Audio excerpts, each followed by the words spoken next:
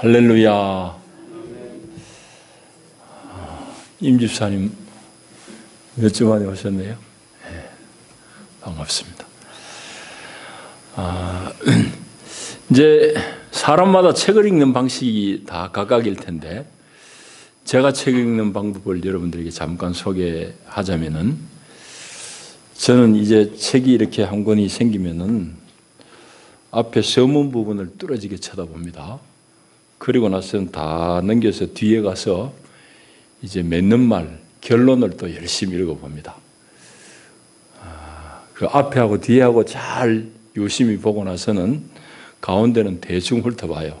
시간이 물론 많으면 꼼꼼히 보지만은 가운데 부분은 대체로 훑어봅니다. 훑어볼 시간도 없으면은 목차만 뚫어지게 쳐다봐요. 그러면 한 30분 안에 저자가 나한테 할 말 대충 다 알게 됩니다. 많은 책들을 다 읽을 수는 없고, 저는 대체로 이제 책을 그렇게 읽습니다. 창세기 50장은 50장으로 구성되어 있는 창세기의 마지막 장이니까 창세기를 기록한 저자가 뭔가 우리에게 아주 중요한 그런 결론을 얘기할 수 있을 것 같아요. 그래서 저는 창세기 50장을 다른 때보다는 조금 더 많은 시간을 들여서 공들여서 읽어봤습니다. 창세기 50장의 내용은 오늘 이제 다 읽지는 않았고 좀 띄어서 읽었습니다만은 세 가지 내용입니다.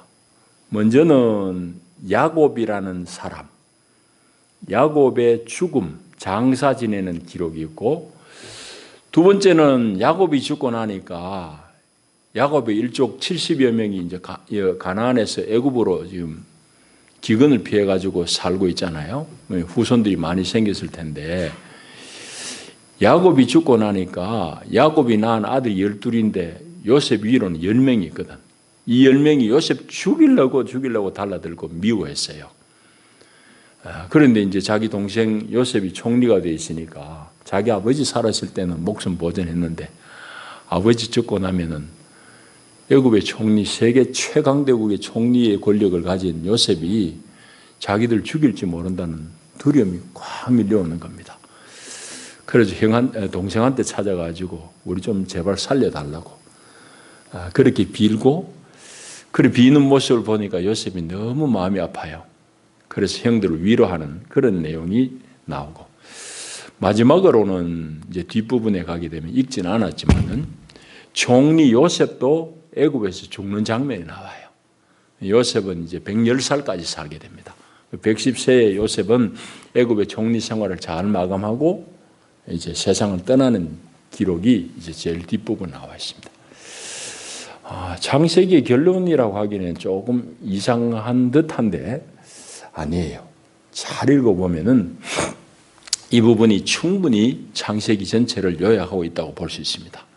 그래서 저는 오늘 여러분과 함께 이 말씀을 나누면서 한 세 가지 공과를 이 본문 속에서 저는 추려내 보았습니다. 세 가지 공과를 살피고 창세기 전체를 한번 정리해 봤으면 좋겠다 싶은 생각에서 이 말씀을 준비했습니다. 먼저는 야곱의 죽음에 대한 이 얘기가 기록되어 있죠. 야곱의 죽음에서 우리가 얻을 공과가 있습니다. 그것을 이제 먼저 살펴볼 텐데, 하나님께서는 아브라함을 불러내십니다.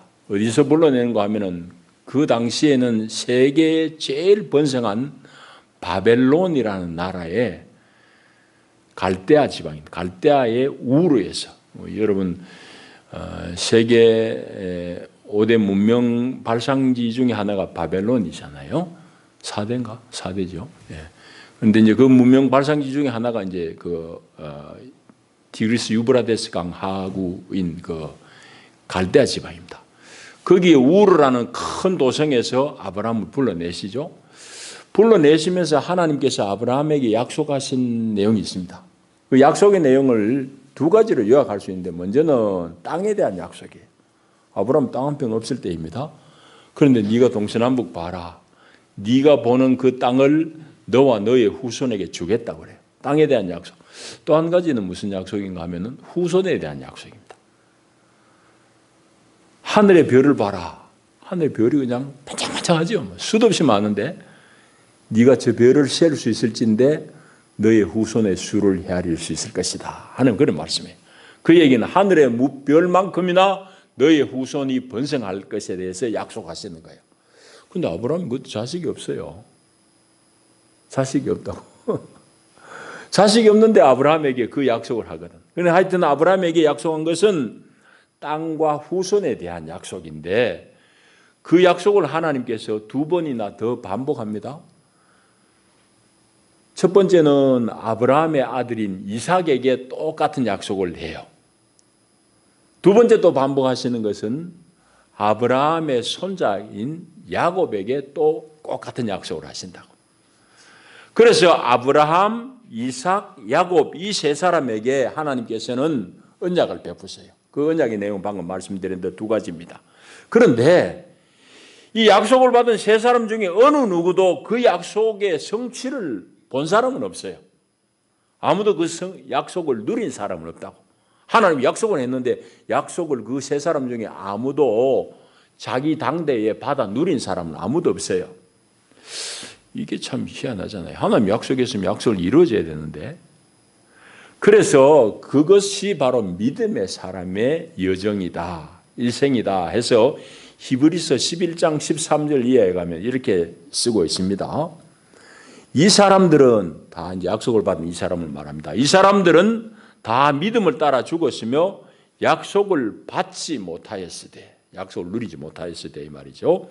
그것들을 멀리서 보고 환영하며 또 땅에서는 외국인과 나그네임을 증언하였으니 그들이 이같이 말하는 것은 자기들이 본향 찾는 자임을 나타냄이라. 그래 히브리서에서 쓰고 있습니다.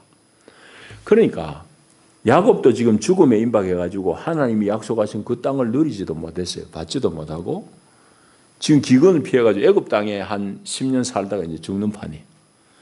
그런데 야곱이 죽으면서 아들 요셉에게 단단히 당부하는 게 뭔가 하면은 내가 죽거들랑 이 땅에 절대 장사하지 마.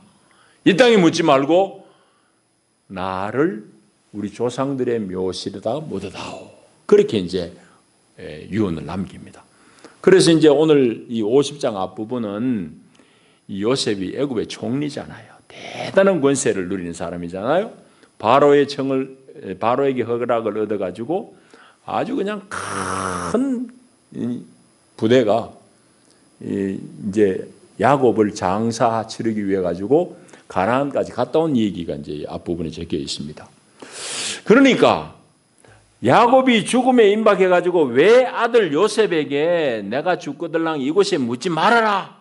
가나안 땅에 우리 선조들의 묘토에 묻으라고 그렇게 얘기했느냐 하는 얘기를 우리가 나눠야 됩니다. 야곱은 하나님으로부터 약속을 받은 사람이에요.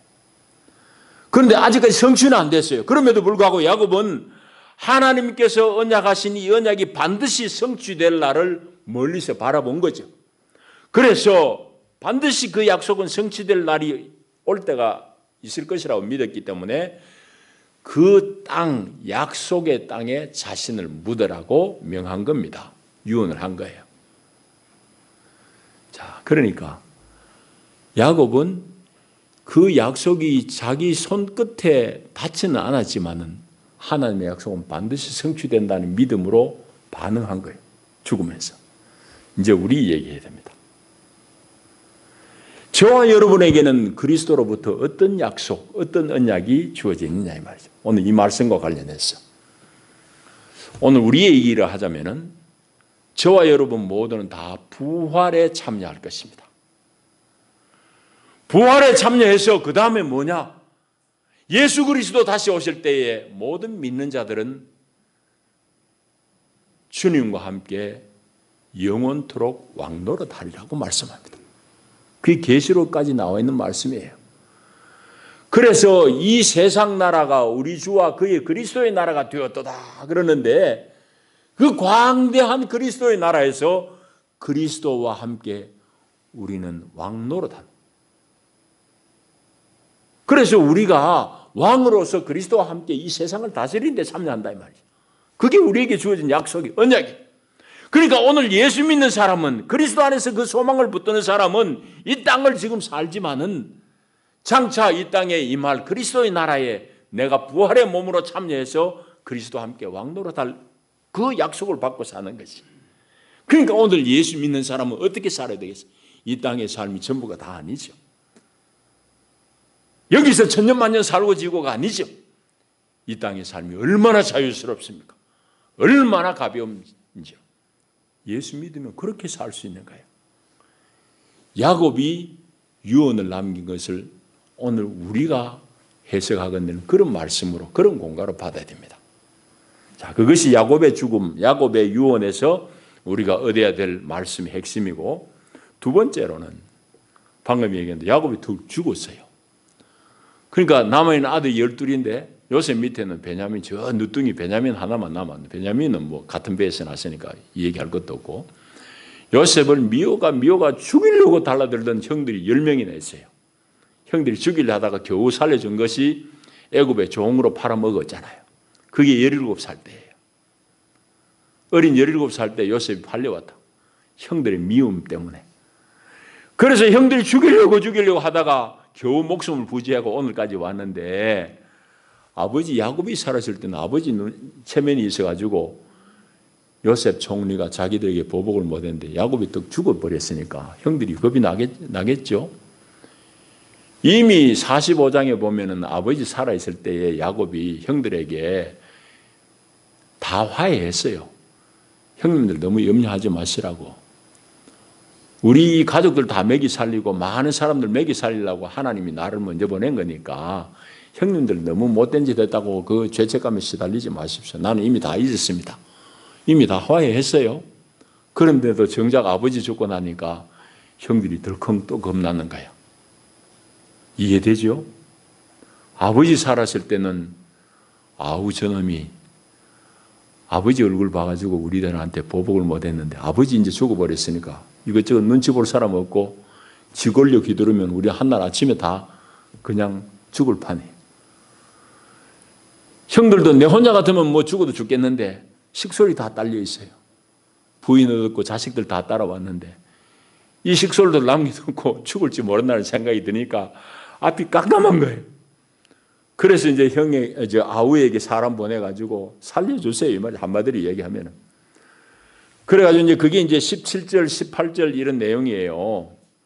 그래 18절에는 이 사람 넣어가지고 말한 것도 부족해가지고 18절에는 요셉 앞에 와가지고는 형들이 넙적 엎드립니다. 엎드려가지고 우리 모두 당신의 종입니다. 살려주세요. 이 말이. 여러분, 그 17절 뒤에 보면은 요셉이 말을 전하는 사람들의 말을 듣고는 울었다 했습니다. 요셉이 왜 울었을 것 같아요? 형들이 사람을 끼워 넣어가지고 자기들 용서해달라고. 제발 좀 옛날 그 원한 좀 다 풀고 용서해달라고 사람을 넣어가지고 전언할 때에 요셉이 울었다고 기록하고 있어요. 요셉이 왜 울었을 것 같아요? 요셉은 이미 보복할 마음이 하나도 없어요. 조금 전에 말씀드렸듯이 이미 아버지 살아계실 때에 형들하고 화해 다 했다고. 그럼에도 불구하고 형들이 아버지 막상 돌아가시고 나니까 아직도 요셉의 진심을 의심하는 거야. 저 아우가 진짜 우리를 용서할까? 정말 화해를 했을까? 그런 의심하는 형들의 마음을 읽었기 때문에 요셉이 답답한 거죠. 그러니까 요셉이 가련하기도 하고 측은하기도 하고 그걸 울었을 거 아니에요? 그 요셉이 대답하는 말이 19절 20절이에요. 이 말이 참 기가 막힙니다. 두려워하지 마세요. 내가 하나님을 대신하겠습니까? 형들 당신들은 나를 해코지하려고 했지만은 하나님은 그것을 선으로 바꾸셔서 오늘과 같이 많은 백성의 생명을 구원하게 했었습니다. 이 참 로마서 8장의 말씀이 그대로 와닿는 부분이에요.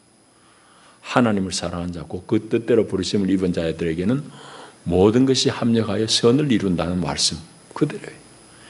형들은 해코지하고 미워서 죽이려고 그랬지만은 그 일을 통해서 야곱의 일가족을 다 살릴 뿐만 아니라 많은 백성을 살리는 거예요. 애굽의 그 많은 사람들을 다 먹이 살리는 거죠. 요셉의 이 현명한 통치를 통해 가지고 형들은 날 해구자려 했지만 하나님이 이미 예비하셔서 그걸 다 선으로 바꾸셔서 오늘 우리에게 이런 좋은 날을 보게 했습니다. 형님들 염려하지 마세요. 안심시킬 뿐만 아니라 21절에 보면은 제가 이제는 형들과 형님들의 후손들 자녀들까지 다 돌보겠습니다. 아무 염려하지 마십시오 하고 위로하는 장면이 오늘 이 요셉의 이 대구하는 내용입니다. 여러분 이 장면 속에서 오늘 하나님을 신뢰하는 사람의 삶의 자세가 나옵니다. 요셉을 통해서 우리가 그걸 확인하는데 뭔가 하면은 하나님의 선하심, 하나님의 섭리에 대해서 철저하게 신뢰하는 요셉이죠. 요셉의 삶을 통해서 우리는 그걸 확인할 수 있는 겁니다. 늘 하나님과 함께 했던 사람, 이미 살폈습니다.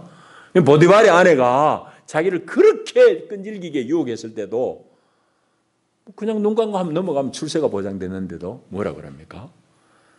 내가 어찌 당신을 범해서 하나님께 득죄하리까 그랬거든요. 하나님 앞에 죄 짓겠느냐고 그래요. 그리고 거절한다고. 그 요셉의 머릿속에 늘 하나님이 함께 있어요. 그리고 오늘까지도 지금 하나님이 나와 함께 했기 때문에 지금 오늘 형들은 나를 미워하고 죽이려고 했지만 하나님 선으로 이렇게 좋은 결과를 가져왔다 이 말이죠.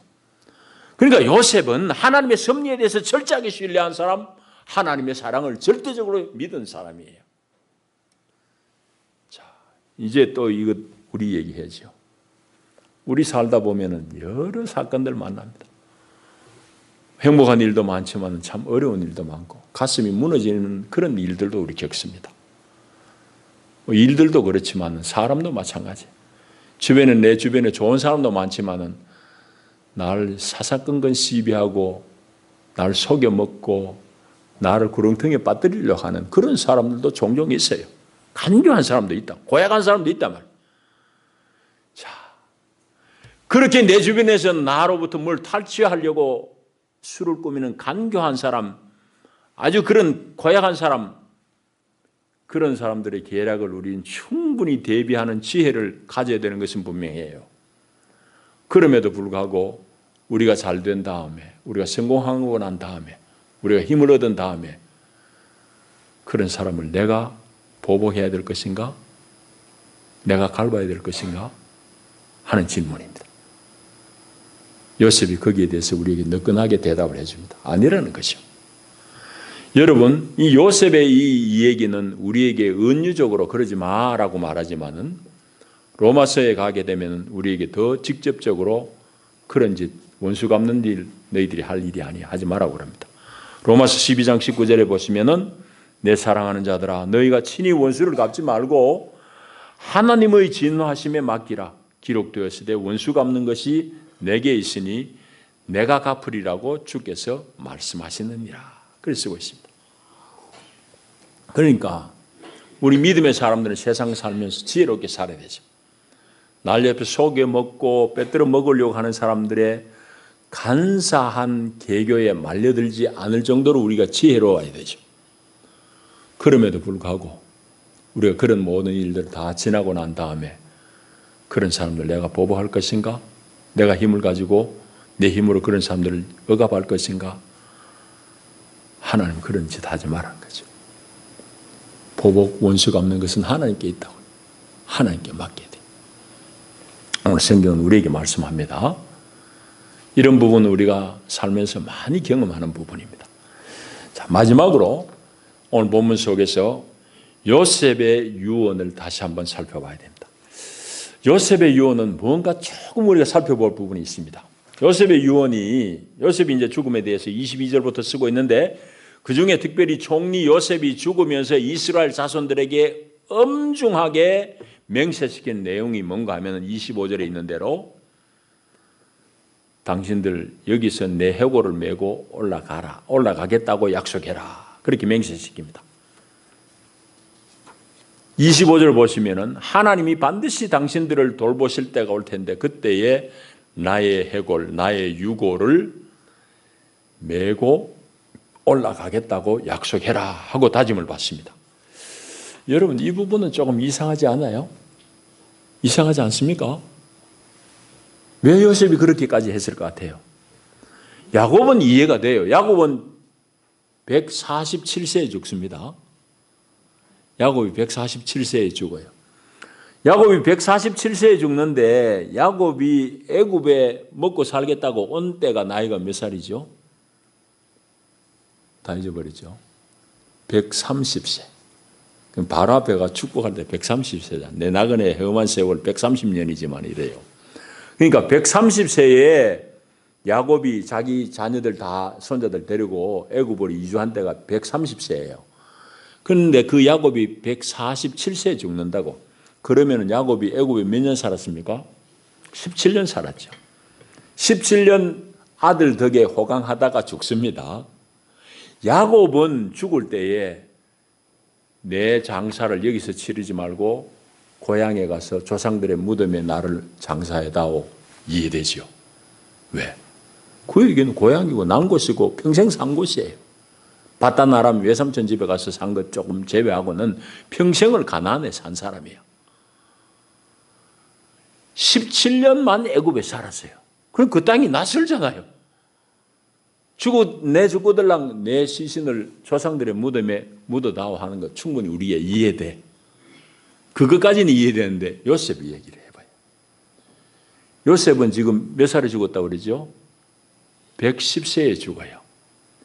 요셉이 애굽에 종으로 팔려온 때가 어린 소년 17세 때입니다.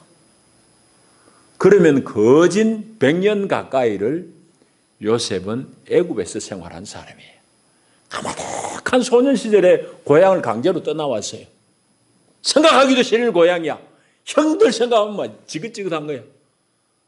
그러니까 자식들 이름 나올 때 내 잊어버렸다. 내 잊겠다. 그런 식으로 이름 짓잖아요. 얼마나 고향에 대한 그 아주 나쁜 기억 때문에. 그런 요셉, 100년 가까이 애굽에 살았는데 요셉에게 애굽은 어떤 존재냐고요. 자기 나라예요, 자기 나라. 더군다나 거기서 총리까지 했어요. 그러니까 요셉에게는 애굽이 자기 고국이에요. 그냥 자기의 나라예요. 그럼에도 불구하고 요셉이 죽을 때에 나의 혀고를 여기서 매다가 올라가라고 다짐시키고 맹세시킨 이유? 뭔가 쉽게 이해는 안 돼요. 왜 그랬을 것 같습니까? 저는 본문 속에 두 가지를 살펴봤어요. 먼저는 야곱의 그 유언과 맞닿아 있는 부분인데 요셉도 마찬가지예요. 그거는 하나님께서 약속의 땅으로 이 백성들을 이주시킬 때를 요셉도 확신했어요. 요셉은 확신했지만 일반 백성들, 이스라엘의 일반 사람들은 뭐 살기 바쁜데 거기에 대한 분명한 이상이 약해질 수 있어요. 그거를 다잡기 위해서 이스라엘 사람들에게 당신들이 반드시 올라갈 날이 있을 거야. 그때를 확인시키기 위해서, 각인시키기 위해서입니다. 그거는 본문에 나타나 있어요. 25절 다시 보시면은 요셉이 또 이스라엘 자손에게 맹세시켜 이르기를 하나님이 반드시 당신들을 돌보시리니 당신들은 여기서 내 해골을 메고 올라가겠다 하라. 그래 말이에요. 하나님이 반드시 당신들을 돌보신다. 이 말은 무슨 말인가 하면은 우리 조상들에게 약속하신 때가 반드시 온다. 언제인지는 모르지만 반드시 올 거야. 그 얘기를 하고 있는 겁니다. 그러니까 요셉이 자기 해골을 메고 올라가겠다고 맹세시킨 것은 그때가 언제인지는 모르지만 반드시 하나님께서 이 백성 이 민족을 기억하시고 돌보시고 올리실 때가 있을 테다. 그 얘기를 확인시키는 거예요. 그래서 그 때에 대해서 다시금 가나안 땅으로 되돌이킬 때를 당신들은 꼭 기억하고 살아라. 이 말입니다. 그걸 확인시키는 거예요. 그거는 우리가 이미 야곱의 죽음을 통해서 우리에게 주는 공간을 살펴봤습니다. 요셉이 그걸 확인하는 거예요. 자, 두 번째 있습니다. 방금 얘기했듯이 애굽은 요셉에게 있어서는 그의 모국과 같아요. 어릴 때 그냥 치 떨리는 자기 고향 땅을 빠져나와가지고 이제 여기서 크게 성공했는데 자기 고향 뭐가 정이 들겠어요? 기억에도 없지. 세월이 100년 흘렀는데. 그럼에도 불구하고 요셉이 자기 해골을 메고 가라고 맹세시킨 이유. 그는 창세기 전부를 통해서 읽어봐야지 나올 수 있는 내용입니다. 제가 이 창세기를 쭉 보면서 창세기에서 분명하게 저자가 우리에게 얘기하고자 하는 메시지가 있어요. 그것이 여기 한번 다시금 반복됩니다. 그건 뭔가 하면은 이 요셉의 맹세, 유언을 통해서 창세기 저자는 우리에게 분명한 그 저자의 그 철학을 우리에게 다시금 확인시키는 겁니다. 그건 뭔가 하면은 애굽의 도성에 대해서 혐오하는 거예요. 애굽의 도성을 비판하는 거예요. 요셉이 애굽이라는 큰 나라의 수도에서 총리까지 했지만은 그 사람조차도 여기서 나를 내 혁으로 옮겨라고 얘기한 그 이면에는 도성에 대한 비판이 있다 이 말이에요. 여러분, 그게 창세기 전반적으로 나와 있어요. 그게 분명해요. 그러니까 창세기에 보면은 적어도 도성이라고 번역됐어요. 때로는 성읍이라고도 번역됐어요. 히브리 말로는 이르입니다. 도성 혹은 성읍이라고 번역되어 있는데 같은 단어예요. 요즘 우리말로 하면 도시야, 도시. 그런데 이 도성은 시작부터 잘못 시작이 됐어요. 도성이 제일 먼저 건축된 건 누구에 의해서 건축된지 여러분들 기억하세요? 네? 누가 했죠? 가인이에요, 가인. 그 얘기는 우리 다 지나왔는데 짧게 말씀드릴게요. 가인이 동생 아벨을 죽이잖아요. 아벨을 죽여요. 아벨을 죽이고 하나님 앞에 쫓겨납니다. 쫓겨날 때 가인의 하소연이 뭔가 하면 하나님, 내가 이제 유리방황할 텐데 돌아다니다 동생 죽인 놈하고 나에게 사람들이 달래들고 해코지하고 나를 죽이려고 하면 어떡할까요? 겁이 나는 거예요. 하나님께서 그때 하신 말씀이 뭐죠? 내가 너를 지킨다 하면서 하나님께서 그의 안전을 담보하면서 하나님께서 뭐를 줬다고 그랬죠? 가인에게? 표를 줘요. 표. 여러분 이해를 돕기 위해서 마패와 같은 무엇을 줬을 거라고 말씀드렸습니다. 성경은 마패는 아니고 표를 줬어요. 표식을, 무슨 표식을 줬다고. 그걸 보면 하나님이 이 사람을 안전을 보장하는 사람이구나. 우리가 손대면 안 돼 하는 것을 알 정도의 무언가 표식을 줬어요. 가인은 하나님으로부터 안전을 보장받은 사람이에요. 그건 동생을 죽인 죄벌로 유리방황합니다. 그런데 하나님이 안전을 보장했는데도 불구하고 가인은 아들을 낳아요. 아들 이름이 뭡니까? 에녹입니다. 에녹.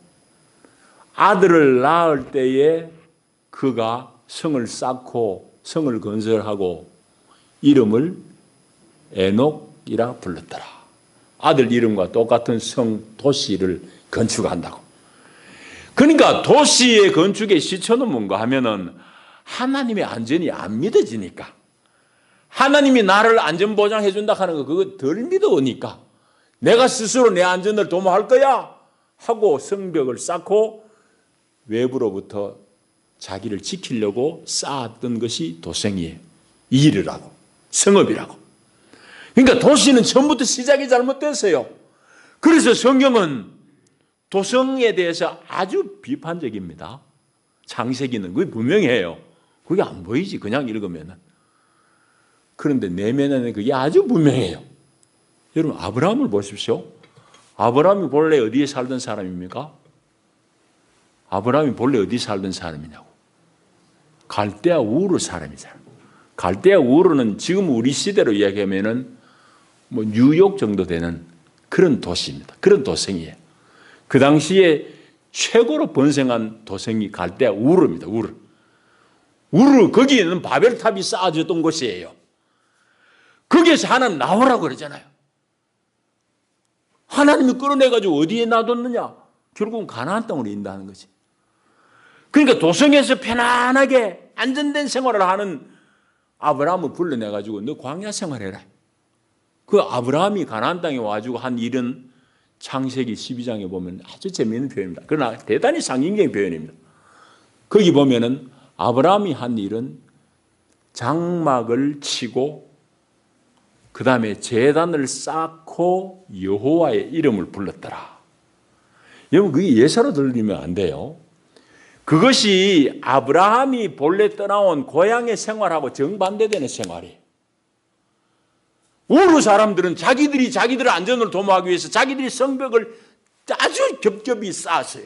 도성이라고. 도성 대신에 광야 생활하면서 좋은 도성 안에 집이 아니라 건축물이 아니라 장막을 치는 거예요. 장막을 생활한다는 건 무슨 말이죠? 텐트 치고 사는 거지. 다르게 얘기하면은 하나님이 옮기라고 하면 언제든지 옮기는 거예요. 옮길 수 있는 생활의 기반이 장막이에요. 여러분 집 짓고 사는 사람이 하나님 저리 가라 하는데 저리 가겠어요? 집이 팔려야 가든지 집을 허물어야 가든지 하지. 집 허물 바보는 없지. 그러니까 이미 자기가 이 땅에 도성을 가지고 있으면 그 옮기기가 쉽지 않아요. 하나님은 그러니까 거기서 나오라는 얘기죠. 그래서 광야 생활하고 거기서 장막을 치고 바벨 탑을 쌓았던 사람들은 탑을 쌓으면서 자기들의 이름을 내려고 쌓잖아요. 인간들의 이름을 높이 내려고 하늘에 닿도록 바벨 탑을 쌓았는데 믿음의 사람 아벨은 탑 대신에 제단을 쌓는 거지. 왜? 사람 이름 내는 것이 아니라 여호와의 이름을 부르기 위해서. 그러니까 아브라함이 우르에서 나와가지고 생활하면서 제단을 쌓고 여호와의 이름을 불렀다 하는 것은 자기의 본래 살던 방식과 정반대 생활했다는 얘기. 얼마나 놀랍니? 그 얘기는 오늘 믿음의 사람들이 세상의 사람들하고 얼마나 달라지는지를 분명하게 보여주는 그림이지. 성경 그렇게 분명해요. 여러분 또 분명한 거 볼까요? 조금 전에 제일 처음 성을 쌓은 사람 누구라고 그랬죠? 예? 가인. 가인이 에녹성을 쌓을 때가 언제예요? 아들 놓고. 남자들은 이해돼요. 남자들은 장가 가지고 마누라하고 재밌게 살다가 자식이 덜컹 하나 나면은 그때부터 어깨가 무겁기 시작한 거예요. 이해되죠? 아이고, 저거 빨간 피투성이 저거 내가 다 키워가지고 시집 장가 보내고 공부시키겠나. 중압감이 막 눌려진다고. 부모의 마음이에요. 그것 자체가 나쁜 건 아니에요. 그래서 가인은 한숨이 나오니까 내가 어떻게 하지? 잘 살아야지. 내가 안 죽고 오래 살아야지. 자기가 하나님의 안전을 안 믿어지니까 자기 스스로 성을 쌓는 거예요. 그런데 가인의 죽은 동생 아벨 대신에 하나님이 또 다른 동생을 줬지요. 그 동생 이름이 셋. 셋이 자식을 낳아요. 셋이 아들을 낳고 그때 비로소 여호와의 이름을 불렀더라. 여러분 성경에서 이거 찾아봤어요? 그런 정도로 가인과 하나님의 사람 아벨 대신에 주신 셋 후예들의 결정적인 삶의 방식의 차이가 있다고. 가인은 지 스스로 안전을 도모하려고 성을 쌓고 거기서 문명을 발전시켜요. 그래서 음악을, 축산을, 그 다음에 금속 무기를 만들고 도구 만드는 거 다 가인의 자식들이요. 세상적으로 성공한 사람은. 그런데 셋의 후손들은 뭐 되게 성공했다는 말은 없어요. 그 사람들의 특징은 늘 여호와의 이름을 부르는 거예요. 노아 마찬가지. 셋 시작해가지고 아브라함 마찬가지. 아브라함이 갈대아 우르에서 불러내가지고 사는 삶의 모습이 여러분 분명하게 다른 게 느껴집니까? 오늘 예수 믿는 사람은 뭐가 예수 믿는 사람이냐? 하나님 잘 섬기며 사는 게 예수 믿는 사람이지. 근데 오늘 교회가 전부 다 도다리 눈이 다 돼버렸어. 다 세상적인 만족을 얘기해. 그리고 그게 이상한 줄도 모르고 거기에 열심히 세상적인 가치를 쫓아. 예배당 안에는 수많은 사람이 있지만 다 부자 되려고 온 사람도 많아. 출세하려고 오는 사람도 많아요. 여러분 부자 되고 출세하는 거 필요하죠. 하나님이 참으로 돈 필요하고 지위가 필요하면 주십니다. 그게 하나님의 길이에요. 우리가 최우선으로 삼아야 될 것은 여호와의 이름을 부르고 하나님을 예배하는 생활이고 하나님을 쫓는 생활이에요. 그게 창세기 처음부터 끝까지 나온 얘기예요. 자, 이제 요셉의 얘기로 돌아가면 요셉이 죽을 때에 왜 자기 해골을 메고 올라가라고 했는지 이해됩니까? 첫째는 올라갈 날이 있다. 이스라엘 사람들에게 분명히 각인시키는 것. 두 번째는 요셉이 애굽의 도성, 애굽의 수도에서 온갖 부귀영화 다 누렸지만은 이거 아니야.